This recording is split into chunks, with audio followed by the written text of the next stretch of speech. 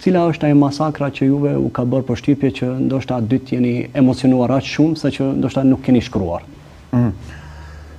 Masakrat që kanë ndodhur nëpër familje, ato janë më të rëndat. Për shembull në familjen Bogujevci në Budujev, ose në familjen Vejsa, sidomos. Ajo ka qenë për mua më e rënda se ka qenë edhe prej të parave.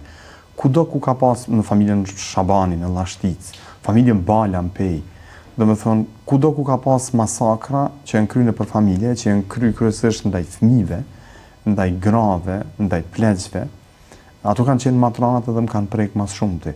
Po cila masakër? Vejsa ndoshta është, këto që i përmenda, po Vejsa ndoshta është më e rënda, është në natën mes 1 dhe 2 prillit vitit 1999, pjesëtar të forcave policore serbe futën në familjen Vejsa, ku kanë qenë të trehum 13 fëmijë, 6 gra dhe 1 burr me tmeta mendore, edhe pa asnjë pretekst, kështu pa asnjë shkak hynë në shtëpi edhe i vrasin, i masakrojnë pjesëtarët e familjes Vesa, Caka dhe Haxhi Avdia, edhe aty shpëton vetëm një djalë Dren Caka. Ajo është më e rënda sepse mes tjenash edhe për shkak se kryqja ka mbet për aty në të vranëve, eshtrat dhe janë fut në një batanie dhe janë varros në varrezat e qytetit të Gjakovës.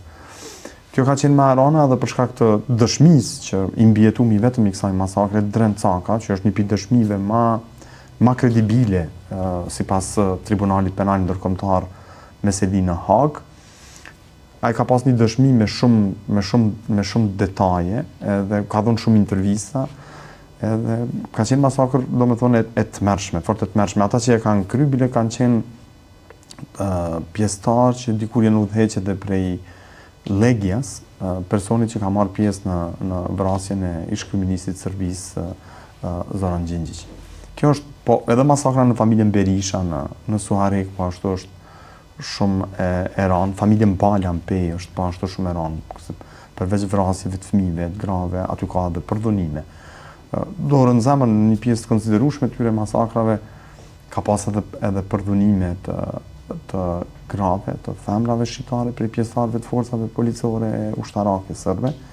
Temë kjo për cilën deri vonë është folë shumë pak në shoqërinë kosovare, kurse tash vitet e fundit flitet pak më shumë, është detabuizuar, nëse më thonë kështu.